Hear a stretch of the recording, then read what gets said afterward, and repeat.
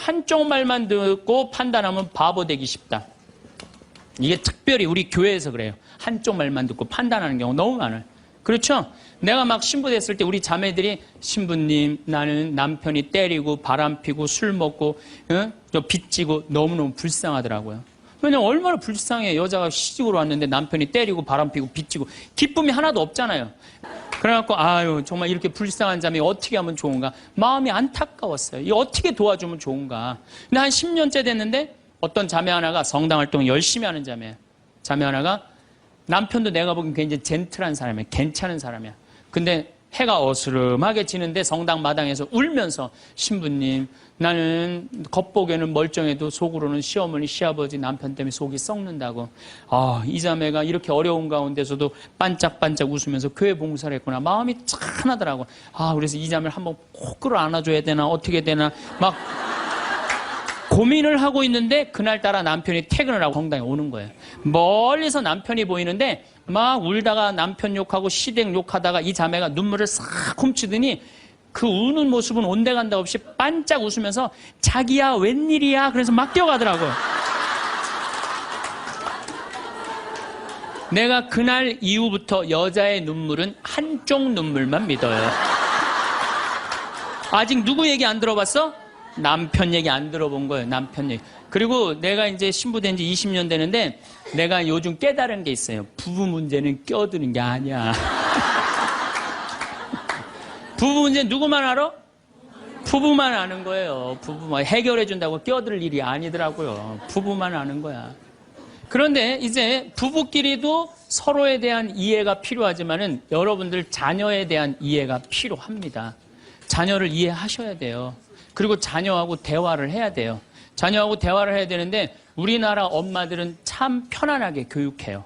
딱 한마디만 하면 되니까 공부해. 이건 절대 교육이 아니에요. 절대 교육이 아니에요. 작년 3월 13일 날 고등학교 3학년 남자아이가 엄마를 죽였어요. 목으로 칼을 찔러서. 그런데 얘가 전국 4천등 하는 아이였대요. 모의고사에. 전국. 근데 엄마는 전국 1등 하라고 그래요. 전국 1등. 나는 전교 1등은 들어봤어도 전국 1등은 처음 들어봤어요. 전국. 자식한테 전국 1등을 하라고 강요한 엄마는 처음 들어봤어요. 근데 얘는 전국 4천등이면요. 서울대 들어가요. 왜냐면 1년에 서울대 4,000명 정도 뽑거든요. 4,000명 정도 뽑으면 뭐 카이스트 경찰대 뭐 이런 데 다 빠지면은요. 서울대 들어가고도 남아요. 그런데 얘는 전국 63등으로 고친 거야. 63등인지 62등인지. 내가 고등학교 때 반에서 받은 등수야, 얘가야, 고등학교. 그런데 엄마가 이 성적표를 받아보고 아이를 야구방망이에 골프채로 8시간을 두들겨 팼다는 거예요. 엄마가 전국 1등 하라고 그랬더니 왜 전국 62등 하느냐. 근데 3월 14일이 무슨 날이냐면 학부용 진학 상담하는 날이야. 얘는 전국 62등도 8시간 두들겨 맞았는데 이거 전국 4,000등 걸리면은 나는 죽는다. 그래갖고 엄마를 미리 죽인 거예요. 얘 지금 감옥에 가 있어요. 1차 재판 끝났어요. 3년형인가 지금 나왔어요. 나는 얘는 엄마를 죽였다고 생각하지 않아요. 시험 감독관을 죽인 거예요. 시험 감독관을. 참 예수님. 네. 우리가 생명을 살리는 말씀을 하느냐, 좋은 열매를 맺는 말씨를 뿌리느냐, 아니면은 상대방 기분 나쁘게 하는 말투를 던지느냐, 이 이야기를 3주에 걸쳐서 이야기를 나누고 있습니다. 우리가 가장 가까이 있는 사람한테 가장 상처 주는 말을 참 많이 하는 것 같아요. 부부끼리 서로 기분 나쁠 때가 있어요. 기분 나쁠 때 있잖아요. 네. 그럴 때 이렇게 뭐 감정적으로 생각하거나 극단적으로 생각할 필요가 없을 것 같아요. 왜 그렇게 생각하실 필요가 없느냐면 지금 종자가 다른 종자가 이상한 행동을 하고 있다.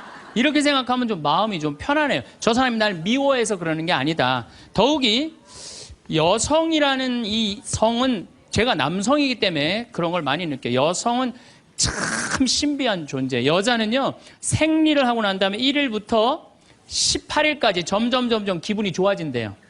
점점. 18일서부터 21일 사이까지는 기분이 최고래요, 최고. 네. 최고인데 21일부터 기분이 나빠지기 시작해. 생리할 때 되면 완전히 그 여자가 아니야. 원래 생각했던 그 여자가 아니야. 완전히 새로운 완전히 짐승이 하나 나와갖고 이상한 행동을 하는 거예요. 그러니까 여자는 기분이 좋고 나쁘고 너무 분명해요. 좋을 때는 한없이 좋고 나쁠 때는 또 한없이 나쁜 경우가 있어요. PMT라고 이게 그 여자는 그 생리 전 긴장감이 있대요. 이 현상이 있어갖고 여자의 감정을 남자들이 내 마누라 난 도저히 이해가 안 돼. 이게 이 주기를 몰라서 그래요. 더욱이 여자가 한 18일에서 21일 사이는 기분이 얼마나 좋으냐면은 처녀 때도 이때 만약에 파티장에 가고 술을 먹는데 남자를 보면은요 모든 남자가 다 멋있게 보인대. 그래갖고 그냥 이때 그냥 술 먹고 호텔에 다음날 아침에 깨보면 어머머 내가 미쳤어 내가 왜 그랬지? 이런 일이 이때 벌어지는 거예요. 그래서 보통 보면은 이렇게 부부들 보면 너무 예쁜 여자하고 이상하게 생긴 남자가 부부로 사는 경우가 있어요. 이 경우는 18일에서 21일 사이에 만난 경우에 이 경우는 전혀 어울리지 않는데도 같이 사는 경우가 있어요. 그걸 뭐 번개 맞은 사랑, 운명 같은 사랑 그런 거 아니에요. 그런데 이게 결혼할 때만 이런 현상이 일어나는 게 결혼하고도 계속 이 주기가 반복되는 거예요. 그러니까 남자들도 이걸 이해를 못하니까 답답한 거. 저 여자가 왜 저러나? 느닷없이 왜 신경질을 부리지? 또 느닷없이 너무너무 잘하고. 이런 주기, 본인들도 아마 그런 주기에 대한 인식이 있으실 거예요. 인간이라는 게 그렇게 복잡한 것 같아. 근데 옛날에는 이렇게 복잡해도 몰라도 됐어요.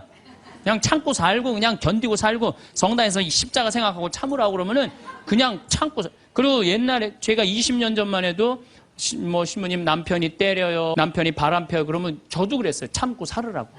왜? 참고 살. 좀만 참으면 죽으니까 그냥. 죽으니까 참고 살라고 그랬어요. 그 옛날엔 더 했죠.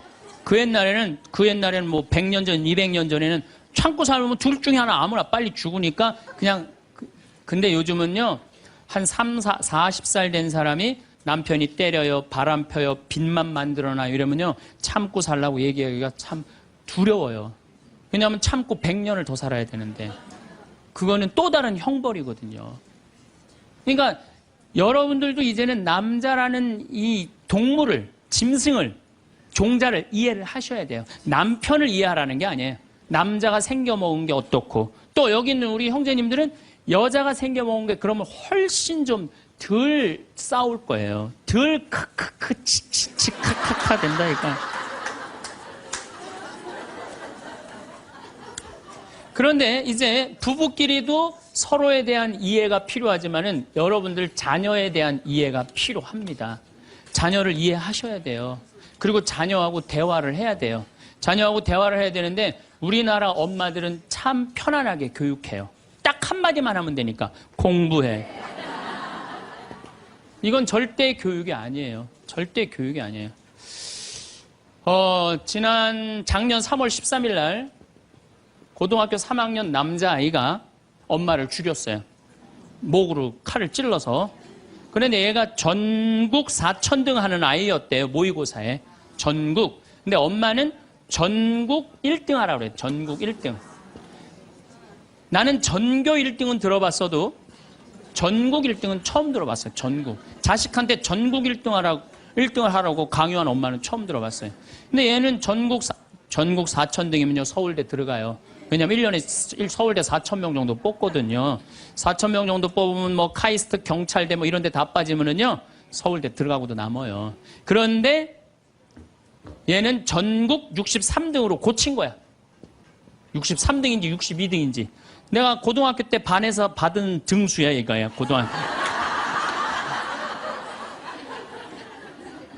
그런데 엄마가 이 성적표를 받아보고 아이를 야구방망이 골프채로 8시간을 두들겨 팼다는 거예요. 엄마가 전국 1등 하라고 그랬더니 왜 전국 62등 하느냐. 근데 3월 14일이 무슨 날이냐면 학부용 진학 상담하는 날이야. 얘는 전국 62등도 8시간 두들겨 맞았는데 이거 전국 4,000등 걸리면은 나는 죽는다. 그래갖고 엄마를 미리 죽인 거예요. 얘 지금 감옥에 가 있어요. 1차 재판 끝났어요. 3년형인가 지금 나왔어요. 나는 얘는 엄마를 죽였다고 생각하지 않아요. 시험 감독관을 죽인 거예요. 시험 감독관을. 근데 우리는 자녀들한테 공부하라는, 왜 공부해야 되는지, 인생에 대한 철학, 삶의 진리 이런 얘기 전혀 하지 않아요. 그냥 무조건 공부하라, 무조건 공부하라 그래. 그러니까 애들이 왜 공부해야 되는지도 모르고 부모가 하라고 그러니까 지겨워도 하는 거예요. 그러니까 부모가 지겨운 거예요. 부모가 지겹고 부모하고 말을 섞기 싫고. 여러분들 맨날 초등학교 이제 한 5학년만 되면은 남편이 맨날 술 먹고 들어와. 남편이 요즘 경기가 안 좋아갖고 400만 원을 벌어야 되는데 150만 원밖에 못 벌어. 400만 원을 벌었는데 150만 원밖에 못 벌어. 그래갖고 남편이 걱정이 돼갖고 맨날 술을 먹고 들어와요. 그러면은 엄마가 한다는 소리가 그래요. 지겨워 죽겠어. 뭐하러 나하고 결혼했어. 술하고 결혼하지. 내가 이혼을 하든가 말든가 해야지. 아빠는 맨날 술 먹고 들어오고. 초등학교 5학년만 되면은 여자의 초등학교 5학년 애들 눈치가 빨라요. 아, 우리 집이 지금 심각하구나. 엄마 아빠가 곧 이혼하면 나는 엄마하고 살아야 될까 아빠하고 살아야 될까 고민해요. 아빠가 밤 10시에 술이 취해갖고 들어왔어. 그래도 딸이라고 아빠 들어왔냐고. 아빠 오셨어요? 아빠가 한다는 소리가 우리 딸 이리 와. 아빠가 안아줄게. 걱정하지 말고 넌 들어가서 공부해. 이 아빠가 다 알아서 할게. 아니 엄마는 이혼한다는데 뭘 다 알아서 한다는 거야. 근데 엄마는 지겨워 죽겠어. 내가 이혼하든지 말든지 이런 소리 하면요. 얘는 마음 잡고 공부 못합니다. 공부하란다고 공부하는 게 아니거든요. 정말 지혜로운 엄마는 어떤 엄마인 줄 알아요? 남편 술 취해갖고 들어오면은 방에다 뉘어놓고 근심 어린 얼굴로 쳐다보는 초등학교 5학년 딸아, 아빠가 맨날 술 먹고 들어오니까 걱정되지? 엄마 나 걱정돼. 아빠가 왜 저래 졸음? 사실은 아빠가 요즘 경제가 좀 어렵잖니. 너도 알다시피 지금 유럽의 그리스 사태 터졌잖아. 그리고 이란 핵무기 때문에 지금 석유값이 자꾸 올라가고 있어. 그리고 미국은 리먼 브라더스 경제 위기가 왔잖아. 이렇게 어려운 경제 위기가 와서 아빠가 한 달에 400을 벌어야 되는데 150밖에 못 벌어. 근데 너도 알다시피 우리 핸드폰 네 식구 쓰면은 20만 원이야. 그 다음 전기세 10만 원이야. 그 다음에 아빠 차 운행하고 우리 버스 타고 전철 타고 다니는 거 30만 원이야. 우리가 라면만 먹고 살아도 60만 원이야. 네 학원비, 동생 학원비 50만 원 들어가. 그러고 난 다음에 우리 아파트 100만 원 들어가. 한 달에 최소한 250은 있어야 되는데 150밖에 6개월 동안 아빠가 지금 이렇게 우리 집이 마이너스야. 그래서 아빠가 저렇게 근심 걱정이 돼서 저렇게 술을 먹고 들어오니 네가 좀 이해를 해줬으면 좋겠다. 이렇게 말하면요. 얘는 방에 들어가서 고민해요. 우리 집을 위해서 내가 도대체 뭘 해야 될까 고민해요. 그런데 우리는 자녀들한테 이런 얘기 일체하지 않아요. 일체하지 않고 너는 들어가서 뭐 하라고 그래? 공부하라고 그래. 그러니까 애들이 공부를 왜 해야 되는지 모르잖아요. 유대인들은요. 초등학교 1학년만 되면은 왜 우리가 이 초막절을 지내야 되는지, 왜 우리가 과월절을 지내야 되는지, 할머니 할아버지는 어떻게 살았고 엄마 아빠는 어떻게 살았고 다 얘기해줘요. 그러니까 우리나라 애들은, 이스라엘 애들은 초등학교 1학년 때부터 철드는 거예요. 우리 역사, 이런 역사 안에서 내가 살아가야 되는구나. 제가 지난 3월 달에 내가 이제 다음 겨울에 12월 달에 그 강의를 이제 말씀을 드릴 거예요. 3월 달에 이스라엘에 초청을 받아서 갔다 왔어요. 근데 마침 내가 그 사막 체험을 했는데 그때 이스라엘의 영재 아이들이 거기 왔었어요. 천재 아이들이죠. 근데 이스라엘은 고등학교 3학년 18살만 되면요. 무조건 군대 가야 돼요. 3년. 남자고 여자고 다 3년. 근데 걔네들이 전부 다 의대 합격한 애, 공군사관학교 합격한 애, 다 그런 애들이야. 그래서 내가 물어봤어요. 니네들은 18살만 되면은 군대를 간다는데 너희들 정말 군대 가고 싶느냐? 내가 물어봤는데 걔네 눈빛이 반짝반짝 그러면서 나는 이 나라를 위해서 가겠다는 거예요. 그리고 그냥 가는 것도 아니고 반드시 가고 난 기쁘게 가겠다는 거예요. 얘네들은 역사, 의식, 가정의식 다 있는 거야. 그러니까 우리나라 애들은 20년 동안 역사 얘기도 안 듣고 사람 살아가는 도리 얘기도 안 듣고 무조건 뭐만 하라고 그래? 공부만 하라고 그래. 제가 얼마 전에 내 친구의 친구가 세상을 떠났어요. 근데 그 세상 떠난 사람 여자야. 근데 고등학교 2학년 딸이 있고 대학교 1학년 아들이 하나 있는 거야. 그런데 이 엄마가 딸을 깨워야지 딸은 일어나서 학교를 가는 거예요. 근데 10시가 됐는데 엄마가 안 깨운 거야. 엄마가 왜 나를 안 깨웠지? 10시가 됐는데 부엌에 가보니까 심장마비로 죽은 거예요. 심장마비로 죽었는데 아들이 이제 올라왔죠. 지방대학 다니면서. 아들이 올라왔는데 아들이 장례 때 하나 울질 않더래요. 우리 친구가 가서 보니까. 그리고 그냥 슬퍼하질 않더래요. 그런데 장례하는 날 아빠한테 그러더래요. 아빠, 나 내일 MT가 있는데 나 그거 꼭 가고 싶은데 나 어떻게 하면 좋으냐고. 나 내일 MT 가게 해달라고 그러더래요. 철이 안 들은 거죠. 그런데 여러분들, 얘가 철이 왜 없을까요? 누가 이렇게 철없이 키웠을까요? 부모가 철없이 키운 거예요. 뭐 하라고 그런 거야? 공부하라고 그러는 말 외에는 한 얘기가 없는 거예요. 공부하라는 얘기. 근데 우리 둘째 형이 머리가 나빠요. IQ가 99에. 난 126인데. 근데 우리 둘째 형이 중학교 1학년 때 어느 날 갑자기 공부를 잘하는 거예요. 반에서 1, 2등을 하는 거예요. 그리고 좋은 고등학교 가고 좋은 대학 나와서 뭐 대기업 하고 요즘 아주 그냥 번듯한 회사의 사장이에요. 그래서 내가 3년 전에 형한테 물어봤어요. 형은 IQ가 자기 항상 그러니까 난 99밖에 안 된다고. 형은 IQ가 99밖에 안 되는데 왜 이렇게 공부를 잘하고 사회에서 이렇게 정말로 남들 부러워하는 자리까지 올라갔느냐고.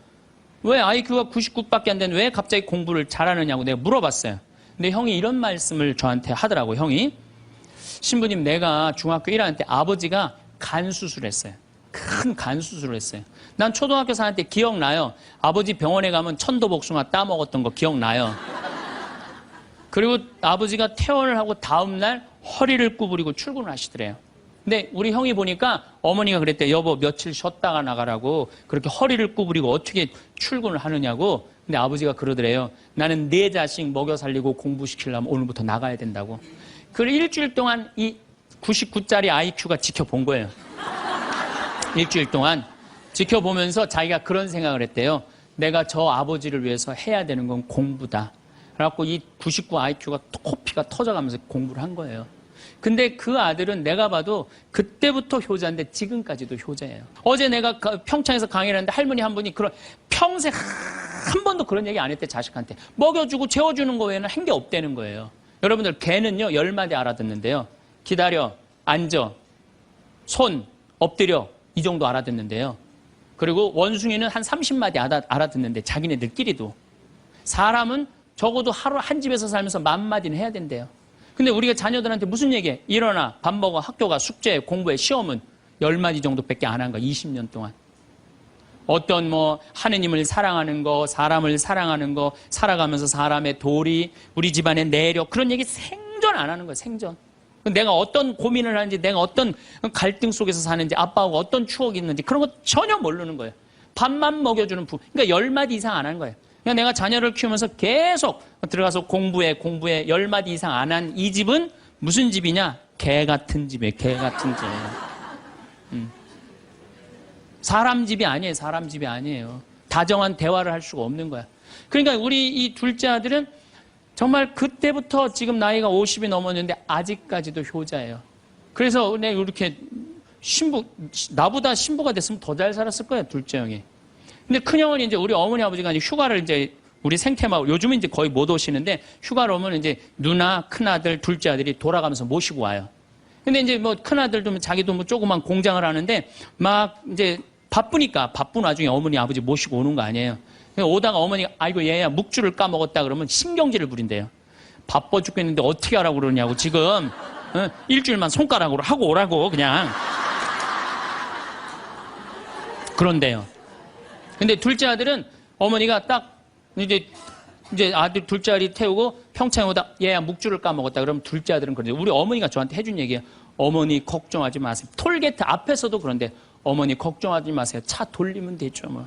그리고 그 차를 돌려갖고 30분 동안 집에 가서 그 묵주를 찾아서 모셔다 드린다는 거야. 그러니까 부모가 불편한 게 싫은 거야. 왜? 이 자식은 중학교 1학년 때부터 누구의 삶에 동참한 거야? 부모의 삶에 동참한 거야. 여러분들은 자녀들을 언제부터 삶에 동참시켰어요? 부모가 속이 썩는지 아빠가 힘든지 고통스러운지 그런 건 하나도 얘기 안 하잖아요. 그리고 너는 뭐만 하면 돼? 공부만 하면 되는 거야. 저는 요즘 우리 사회가 지금 굉장히 거칠다 그래요. 왕따, 그 다음에 학원 폭력, 성폭력, 굉장히 아주 충격적인 사건들이 많이 벌어지잖아요. 내가 보기에는 이거는 다 집안에서 교육이 말이 안 통해서 그래. 부모가 진리를 애들한테 알려줘야 될 거 아니야, 진리를. 그리고 하느님의 사랑도 알려줘야 되고. 근데 그런 얘기 생전 안 하는 거예요. 저는 요즘 무슨 대책 막 낼 때 정말로 한심해요. 그런 대책으로는 해결이 안 돼요. 저는 중학교 때 성당을 이틀 갔어요. 토요일 날, 일요일 날. 뭐 이틀 간 게 아니라 6일이면 6일 다 갔죠. 7일이면 7일 다 갔어요, 성당. 매일 가서 성당 살았어요. 그 성당 가면은 매일 교리 배우고, 거룩한 거 배우고, 진리 배우고, 사람 사랑하는 거 배우고, 사람 배려하는 거 배우고, 그랬잖아요. 학원이 무슨 학원이야. 토요일 날 일요일 맨날 친구들하고, 이 순교자 성월에는 유대철, 내가 그때 주인공 됐었어. 유대철. 연극하고, 성탄 때는 또, 성가 연습하고, 문학적으로, 심성적으로 신앙생활을 했을 때는 아이들이 거룩하고, 그 중에 또 신학교 간 학사님 있으면 그 학생이 너무너무 부러우면 나도 한번 신부로 살아볼까? 또 수녀원 간 사람 있으면 또 이 여자아이들도 나도 저렇게 아름다운 수도자로 살아볼까? 그런 문화가 있었다고요. 근데 우리 천주교만 그런 게 아니라 자라보면 교회 다니는 애들, 절에 다니는 애들 다 그렇게 자랐어요. 그러니까 심성이 예쁘게 자라는 거죠. 근데 요즘 애들은 뭐만 해요? 공부만 해요. 그러니까 심성이 예쁘게 자랄 수가 없는 거예요. 아무리 대책을 발표해봐요. 소용이 없는 거예요. 그래서 나는 진짜 똑똑한 정치인이라면은 토요일 날, 일요일 날 신앙생활 하게 해야 돼요. 똑똑한 정치인들이라면. 그 문화생활 하게 해야 돼, 애들이. 절대 공부를 하면 안 돼요. 토요일 날, 일요일 날은. 그렇게 자라면은 우리 사회가 굉장히 건강해지고 거룩해지고 진리가 충만한 나라가 될 거예요. 공부한다고 되는 일이 아니에요. 공부한다고.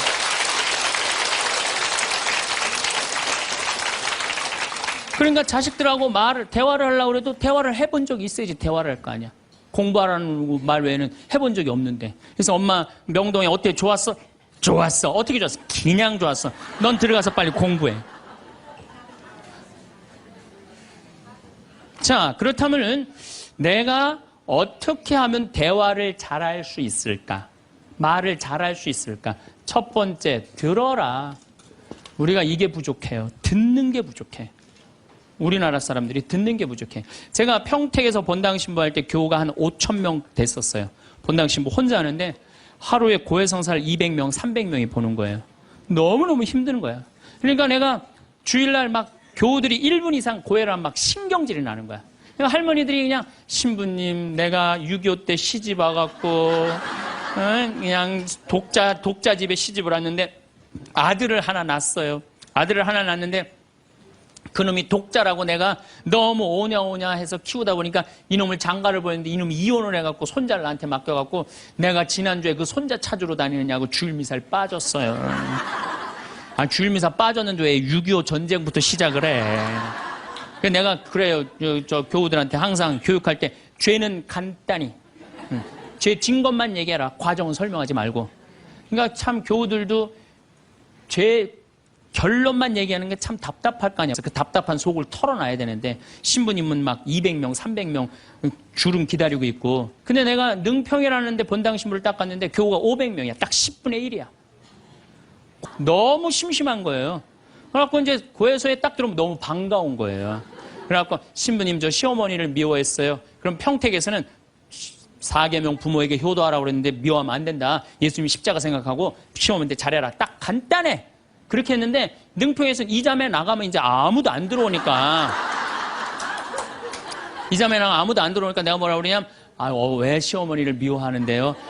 뭐 내가 시집을 왔더니 그냥 손자하고 그냥 고모하고 그냥 남편만 하고 나는 그냥 완전 식모 취급하고 친정에도 못 가게 하고 그러면 안 되지. 그 시어머니 며느리한테 밥 얻어먹으면서 정신 나간 시어머니네.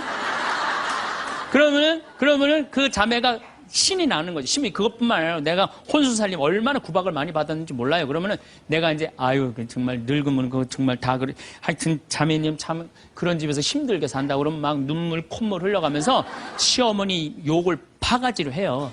그러면서 자매가 신부님 욕해도 되느냐고 걱정하지 말라고 여긴 비밀이 지켜지는 데니까 한 20분 정도 막 시컷 시어머니 욕하면은요, 대부분의 며느리들이 뭐라 그러냐면, 신부님 꼭 시어머니가 있어서 불편한 것만은 아니에요. 시어머니가 애도 봐주고, 반찬도 이런 거 저런 거 해줄 때는 나 너무너무 좋아요. 그런 것도 있어요? 예. 신부님 이번 사순절을 맞이해서 내가 우리 성가정 만들려니까 내가 시어머니한테 내가 잘할게요. 뭐 잘하면 좋죠. 반찬도 맛있게 하고 한 번 더 웃으면서 얘기할게. 훌륭하십니다. 나는 한 게 아무것도 없어. 그러느냐고. 그러면 자기가 고해하고, 자기가 훈화하고, 자기가 보속하고, 자기 결심까지 다 하기가 나가.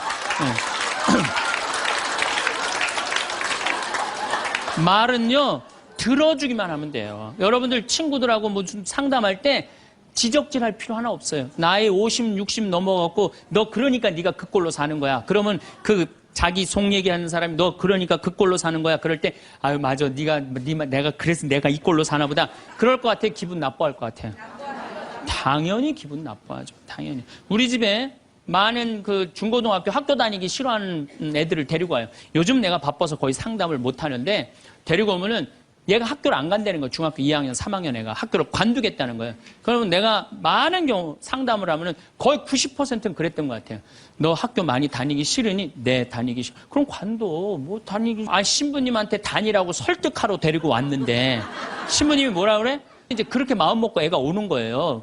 저 엄마가 날 저기까지 데려간 거는 나를 학교를 다시 다니게 설득을 시키려고 저 신부를 만나게 해주는구나. 근데 내가 관둬. 뭐하러 다녀? 내가 엄마한테 자세히 얘기해 줄 테니까 너 관둬. 근데 왜 다니기 싫은데 이유가 뭐야? 그럼 공부도 따라가기 힘들어. 그래, 맞아. 한번 따라지면 그거 못 따라가. 너 있잖아. 너는 머리로 살 놈이 아니라 내가 보기엔 몸으로 살 놈이다, 너. 너 우리 생태마을에 와갖고 농사나 져라. 그러면 이제 자기 친구 얘기, 부모한테 섭섭한 얘기 다 해요. 그럼 얼마나 힘들었겠니? 너 수업 시간에 조는 이유가 있지. 이해를 해야지 알아서 볼 거 아니야. 이해도 안 되는데 눈 뜨고 쳐다보고 있는 거 쉽지 않지. 심히 그거 어떻게 다 내가 옛날에 해봐서 알아.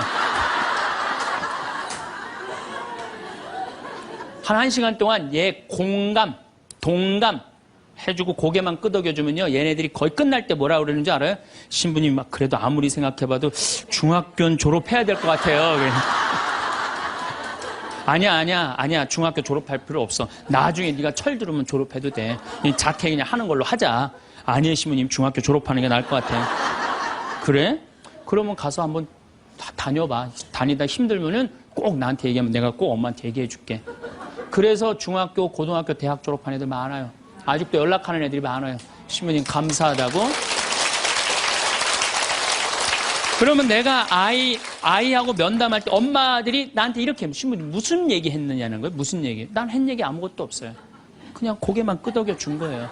그런데 여러분들은 자녀들한테 대화할 때 뭐를 얘기해요? 조금만 고생하면 너 괜찮을 텐데 왜 그 고생을 안 하느냐?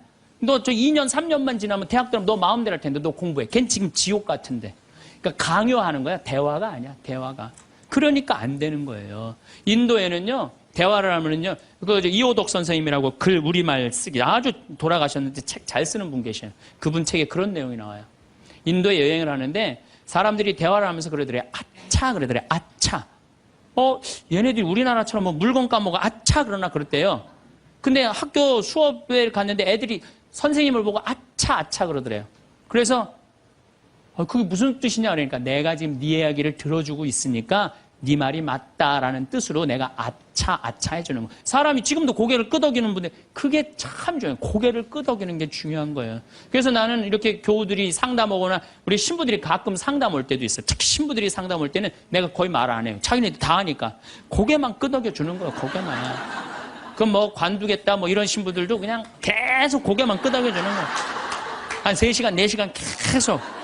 그러면 3시간, 4시간 정도 이제 가겠다고 일어나잖아요. 그럼 내가 못 일어나요. 너무 흔들어갖고 어지러워서. 그런데 놀랍게도 답을 찾아가는 신부들이 많아요. 답을 찾아가서 사지로 잘 살아요. 내가 여러분들 나이 30, 40 넘어서 답 모르는 사람이 있어요. 인생에 답 모르는 사람이 있어요. 근데 내가 지금 저 사람한테 내 얘기를 하는 건 이 답답한 속을 좀 알아달라는 얘기예요. 그러니까 대화의 기본은 판단하지 않고 들어주는 거예요. 판단하지 않고 그냥 그 사람 마음에 공감해 주는 거예요. 두 번째, 내가 대화 다 잘하고 싶다. 이기려 하지 마라. 우리가 이 대화에 이게 뭐에 이 쥐래 이기려고 말하면 내가 꼭 저 사람을 설득해서 이기려고 그래. 근데 여러분들 설득이 돼요? 안 돼요. 내 남편도 설득이 안 되는데. 그렇죠? 내 자식도 설득이 안 되는데 남이 설득이 되겠어요? 그러니까 종교 얘기, 정치 얘기, 이데올로기 얘기 이런 얘기는 하는 게 아니에요. 근데 그냥 꼭 내가 어디 강의 가면 제일 당황스러운 게 그거야. 신부님 이번에 저기 막 대통령 어떻게 될까? 이건 미치는 거예요. 이 사람이 전라도 사람인지 경상도 사람인지 아니면 이 사람이 페미니스트든지 아니면 남성 우월주의인지 모르잖아요. 그러니까 그런 정치 얘기를 끊을 때 싸움이 일어나게 돼 있는 거예요. 그리고 그건 설득이 안 돼요. 사람은요, 안 변합니다. 웬만하면 안 변해요. 변하기가 쉽지가 않아요. 여기 계시면 여러분들 변할 것 같아요? 변하기 쉽지 않아요. 이스라엘 백성이 400년 동안 이집트에서 종살이 했어요. 그리고 이제 이스라엘에 딱 들어가려고 그러는데 조금 더 걸렸어요. 왜? 하느님이 가만히 보니까 종살이 하던 습관을 못 버리는 거야. 계속 불평하고 자기 스스로 뭘 해나가야 되는데 하느님이 고민을 하다가 얘네들은 안 바뀌겠다. 400년 동안 이 몸에 배갖고 그래서 이제 이집트는 떠나왔으니까 어떻게 40년 동안 보름이면 가요. 그 이집트에서부터 이스라엘까지 보름이면 가는 거리인데 40년을 떠돌아다니면서 노예살이에 몸에 뱉던 사람을 다 죽여요. 그리고 완전히 새로운 사람만 다 들어가요. 다시 태어난 사람만. 그렇게 안 변하는 게 그러니까 40년 동안 단련 기간을 주는 거예요. 또 예수님도 부활해 갖고 왔는데 사람들 변했어요? 안 변했어요. 변한 사람 없어요. 12 제자만 변하고 그런 거지. 사람은 안 변해. 근데 여러분들이 너 이렇게 살아 그런다고 살아요 그 사람이? 대화할 때 싸워서 이길 수가 없어요. 싸워서 이기려 하지도 말고. 제가 이렇게 평화방송에 이제 요즘 방송이 계속 나가잖아요. 그런데 우리 PD님이 나한테 그러는 거예요. 신부님 시청률이 1위라는 거예요. 정말 기분이 좋더라고요. 그리고 이제 평화방송 다시 보기에도 보면은 댓글이 고맙다 막 쫙 올라와 있어요. 자긴 종교가 다른데도 내 걸 본대요. 그런 분들도 많아. 그런데 딱 한 사람이 천주교 성직자 맞음 이렇게 썼어요. 성직자 맞음 이렇게 써서 기분 굉장히 나쁘게. 내가 행복농 강의하면서 평화방송 다시 보기를 하면 1,000원을 내야 돼요. 1,000원을 받으면서 내가 행복농 강의하니까 너 가증스럽다 이거야. 너 성직자 맞냐 이거야. 천주교 신부 맞느냐 이거예요. 그러니까 네가 진짜 행복농 강의 제대로 하려면 받지 말아라 이거예요. 근데 나는 안 받아요. 평화방송이 받는 거지 나는 안 받아요. 나 거기서 받아갖고 평화방송에 나 돈 한 푼도 안 줘요. 그리고 300K로 보면 무료로 볼 수 있어요 또. 그 사람은 내가 싫은 거야. 내가 그냥 본질적으로 싫은 거야 내가. 그러니까 성직자 맞음하고 쓴 거야. 근데 그 밑에 댓글을 써서 내 팬들이 막 신부님 돈 안 받는다. 평화방송도 해명을 했어요. 신부님 한 푼도 돈 안 간다. 그래도 아무 소리도 없는 거야. 그러니까 그 사람 내가 싫은 거예요. 싫으니까 성직자 맞느냐고 한 거야. 자, 내가 그걸 읽어보고 막 화가 나서 100명이 다 칭찬하는데 한 명이 나 욕하면 신경질 나잖아요. 그래갖고 내가 밑에 댓글에다가 너 나하고 한 번 만나서 싸우자. 나 돈 안 받는다. 나한테 사과해라. 그래야 될 것 같아요? 무시해야 될 것 같아요? 그걸 잘 아는 사람들이. 아니 무시해야 되는 걸 그렇게 잘 아는 사람들이 주위 사람들한테 그렇게 싸워서 이기려고 그래요. 우린요 인생을 살아가다가 무시해야 되는 사람들이 참 많아요. 여러분들 야구 아시죠? 야구. 투수가 있고 포수가 있어요. 그렇죠? 타자가 있어요. 타자가 이제 좋은 타자는 어떤 타자냐면은 하늘로 올라가는 볼을 치는 타자가 훌륭한 타자입니까? 땅으로 떨어지는 볼을 치는 타자가 훌륭한 타자입니까? 와일드 피치라고 완전 뒤로 빠지는 볼을 치는 타자가 훌륭한 타자입니까? 아니면 스트라이크를 제대로 골라서 이 스트라이크를 치는 타자가 훌륭한 타자입니까? 그렇죠. 스트라이크 들어오는 걸 쳐도 3할 10번 중에 3번을 못 쳐요. 하늘로 솟는 거, 땅으로 떨어지는 거, 뒤로 빠지는 거 이런 거는 골라내야 돼요. 근데 우리 인생도 마찬가지예요. 만나는 사람이 다 스트라이크예요? 만나는 사람 어떤 사람은 하늘로 솟는 볼이 있어요? 없어요? 땅으로 떨어지는 볼이 있어요? 없어요? 뒤로 빠지는 볼이 있어요? 없어요? 볼들이 많아요. 그 볼마다 쫓아다니면서 다 치면요 이 사람 타자 자격 없어요. 여러분 인생 살아가면서요 스트라이크만 골라 쳐도 3할을 못 쳐요. 그러니까 10명 중에 만나는 사람 3명 마음 맞는 사람 만나기 쉽지 않아요. 그 3명만 아멘 다시 한번 해보세요 그럼.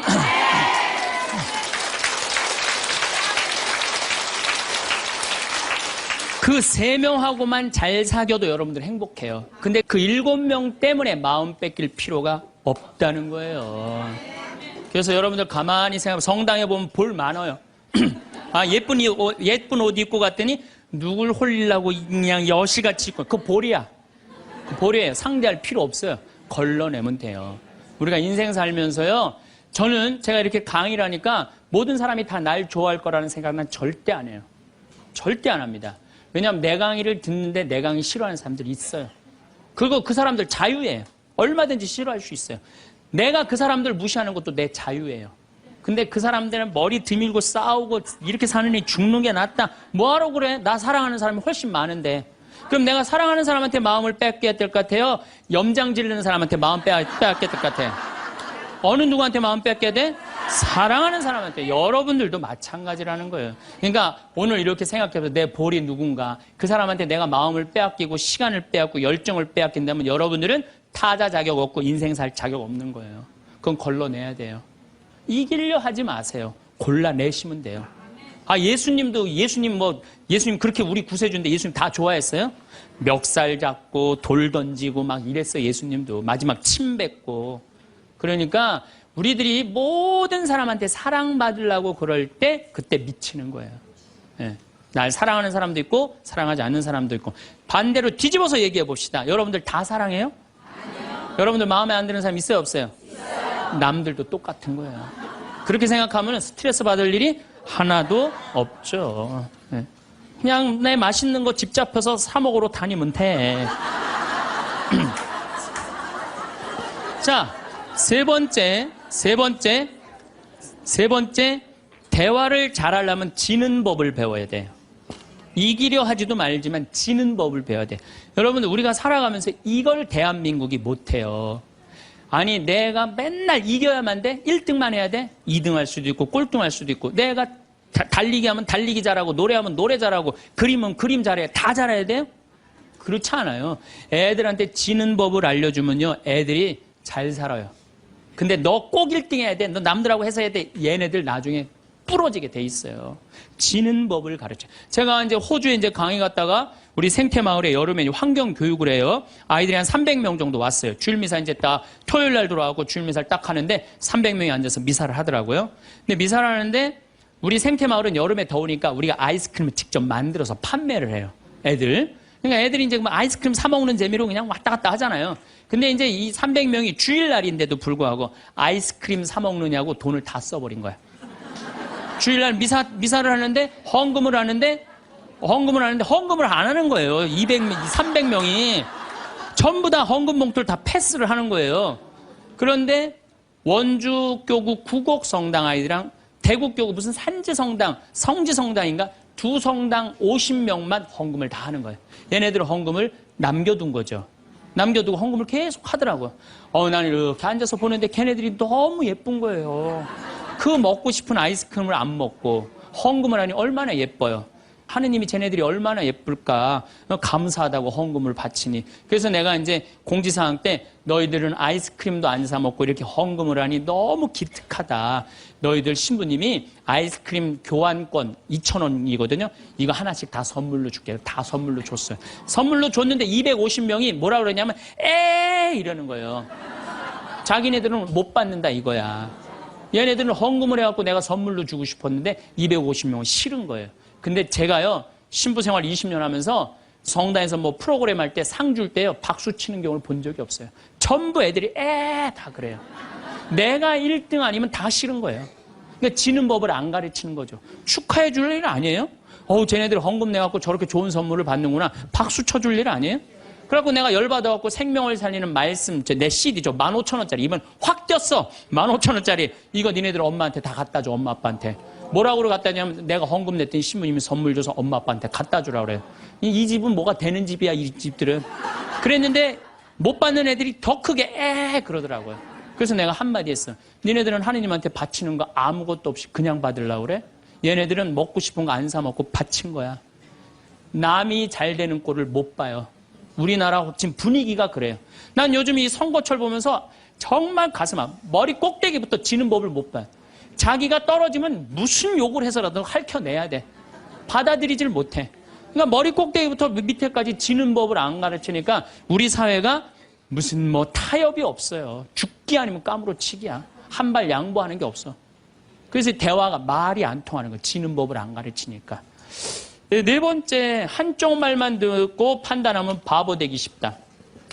이게 특별히 우리 교회에서 그래요. 한쪽 말만 듣고 판단하는 경우 너무 많아요. 그렇죠?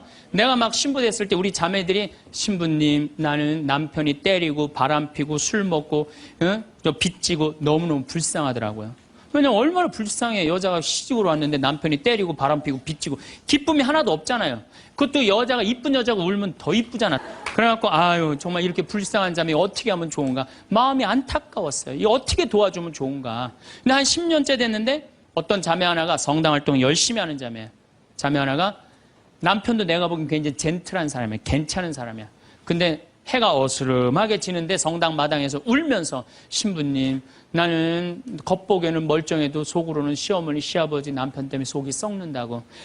이 자매가 이렇게 어려운 가운데서도 반짝반짝 웃으면서 교회 봉사를 했구나. 마음이 찬하더라고. 그래서 이 자매를 한번 꼭 끌어안아줘야 되나 어떻게 되나 막 고민을 하고 있는데 그날따라 남편이 퇴근을 하고 성당에 오는 거예요. 멀리서 남편이 보이는데 막 울다가 남편 욕하고 시댁 욕하다가 이 자매가 눈물을 싹 훔치더니 그 우는 모습은 온데간데 없이 반짝 웃으면서 자기야 웬일이야 그래서 막 뛰어가더라고요. 내가 그날 이후부터 여자의 눈물은 한쪽 눈물만 믿어요. 아직 누구 얘기 안 들어봤어? 남편 얘기 안 들어본 거예요. 남편 얘기. 그리고 내가 이제 신부된 지 20년 되는데 내가 요즘 깨달은 게 있어요. 부부 문제는 껴드는 게 아니야. 부부 문제 누구만 알아? 부부만 아는 거예요. 부부만 해결해 준다고 껴들 일이 아니더라고요. 부부만 아는 거야. 여러분들 성당에서도 마찬가지예요. 성당에서도 되게 소문을 한쪽만 들어요. 신부님이 맨날 어떤 여자랑 맨날 밥 먹으러 놀러 다닌다. 어떤 자매가 얘기했어. 그 자매는 그 신부님하고 친하고 싶은 자매야. 근데 그게 안 되니까 욕을 하는 거지. 예. 그 내가 들었어. 야, 신부님이 정말 그래? 그 자매랑 정말 친해? 나 신부님 그렇게 안 봤는데 이 바보 판단하는 거예요. 자, 여러분들 내가 이 자매한테 그 얘기를 들었으면 신부님한테 찾아가세요. 찾아가고 물어보세요. 신부님 그 자매랑 지금 친하게 맨날 밥 먹으러 다닌다는데 맞느냐고. 자, 그렇게 확인할 용기 있으세요, 여러분들?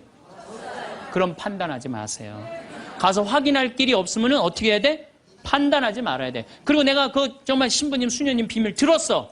내가 지금 입이 근질근질해. 내가 꼭 얘기하고 싶어. 얘기하세요. 하는데 누구한테 얘기해야 되면 걔한테 얘기하세요.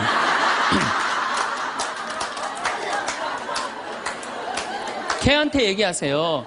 걔는 말을 옮깁니까? 안 옮깁니까? 안 옮겨요. 사람은 옮겨요. 그래갖고 그 공동체를 깨트리는 경우도 많아요. 그 공동체를 깨트리는. 우리가 신앙생활하면서 얼마나 잘못하는 것 중에 하나가 한쪽 말만 듣고 판단하는 거. 그래서 신앙생활하는 사람 머리가 더 복잡해. 너무나 이상한 소리를 많이 들어갖고. 제가 미국에 강의를 갔는데 자매들이 그러는 거야. 어떤 유명한 신부님이 은퇴하고 장가를 갔다는 거예요. 그래서 아니 그분이 장가 갈 분이 아닌데. 근데 또 갔는데 또 이번엔 또 다른 대학 유명한 교수 신부님이 은퇴해갖고 장가를 갔다는 거예요. 둘 다 장가를 갔다는 거예요. 여자를 알기를 돌같이 보던 분들인데.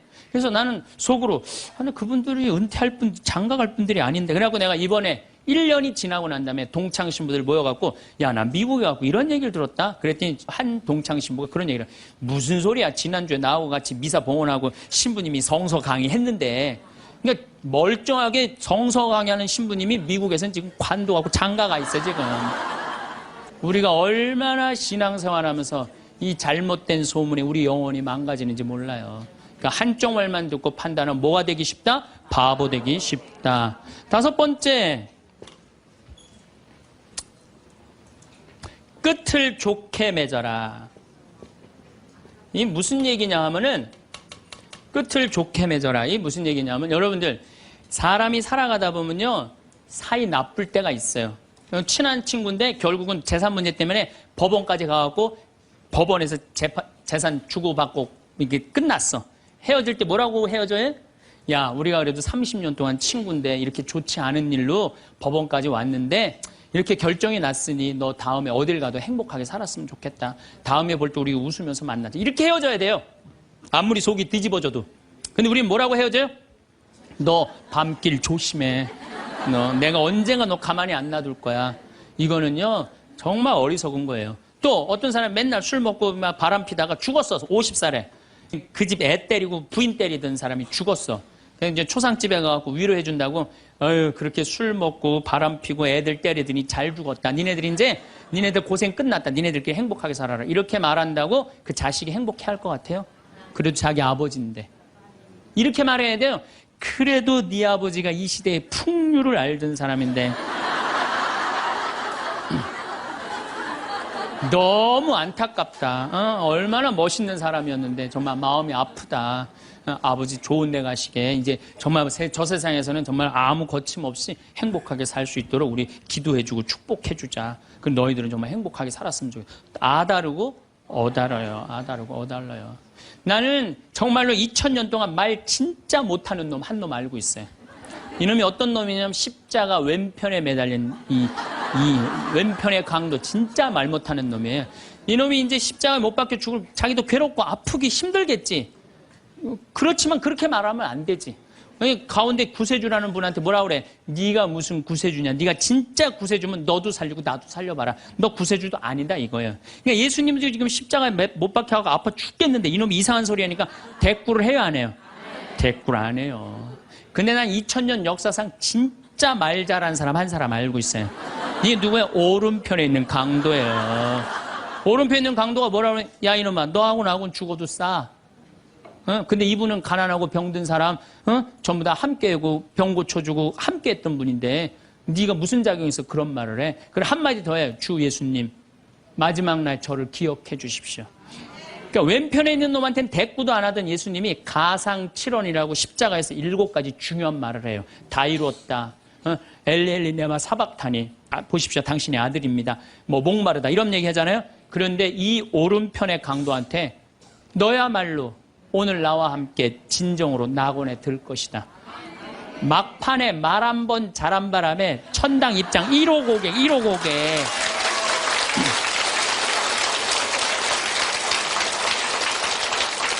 여러분들, 우리가 사람이라는 것이요, 이 말이요, 복을 불러일으키기도 하고 화를 불러일으키기도 해요. 구원까지 결정될 수 있는 게 말이에요.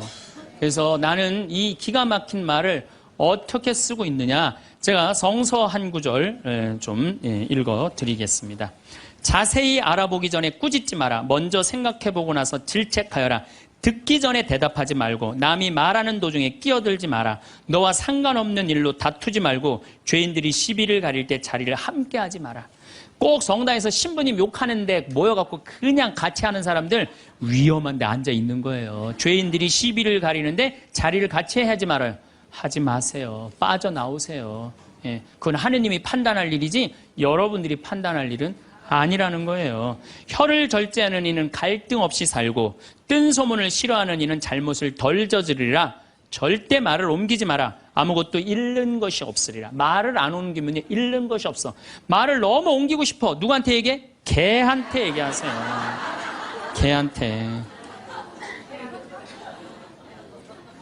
어떤 말을 들었으면 죽을 때까지 묻어두어라. 이게 집회서에 나오는 말씀이에요. 여러분들, 저 사람 판사인데 이 둘째 부인 아들이래. 내가 알고 있어. 근데 그걸 얘기를 해야 될까요? 죽을 때까지 묻어둬야 될까요? 죽을 때까지 묻어둬야 돼요. 어리석은 자는 들은 말 때문에 아이 낳는 여자처럼 진통을 겪으리라. 온갖 소문을 듣고 그냥 진통을 겪는 거야.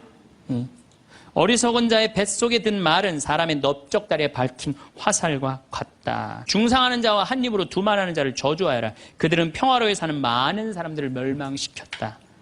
그래서 여러분들, 말이라는 거는요 너무 중요한 거예요. 그래서 난 과연 생명을 살리는 말씀을 하는 사람이냐, 좋은 열매를 맺는 말 씨를 뿌리는 사람이냐, 입만 열면 공동체를 파괴하고 상대방 가슴에 멍을 들게 하는 말투를 던지는 사람이냐, 이거 잘 생각하시고 여러분들은 생명을 살리는 말씀을 전하는 분들이 되고 좋은 열매를 맺는 말 씨를 뿌리는 분들 되기를 바라겠습니다. 감사합니다.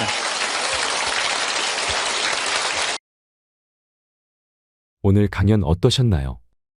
오늘도 황창현 신부님께서는 우리에게 많은 지혜의 말씀을 나누어 주셨습니다. 오늘은 어떻게 하면 노후를 잘 준비할 수 있는지에 대한 지혜의 말씀을 함께 나누겠습니다. 사람들은 노후를 아름답게 잘 마무리하고 싶다고 말합니다. 어떻게 해야 노후가 아름답게 잘 마무리되는 것일까요? 늙으면 늙은 대로, 병이 나면 병이 난 대로 사는 것이 바로 노후가 아름다운 것입니다. 자기에게 주어진 처지를 긍정적으로 보고 살면 다른 사람이 보기에 단풍이 잘 물들듯이 저분은 노인임에도 아무 구김살 없이 참 당당하게 잘 사시는구나 라고 생각할 것입니다. 그럼으로써 늙음이 비참해지지도 않고 초라해지지도 않고 그냥 순리대로 참 잘 살아간다고 생각됩니다. 자식들이 자주 찾아와야 한다고 생각하는데 안 찾아오면 아들이 불효자가 되지만 와서 귀찮게 무엇을 달라고 하지 않는 것만 해도 참 다행이다 라고 생각하면 내 아들은 효자가 되는 것입니다. 자신의 삶은 자기가 아름답게 가꾸어가는 것이지 자꾸 욕심을 내면 삶이 초라해집니다. 인생은 스스로 만족하면 그것이 가장 좋은 인생입니다. 내가 농사짓고 살면서 행복하다고 느끼면 그것이 행복입니다.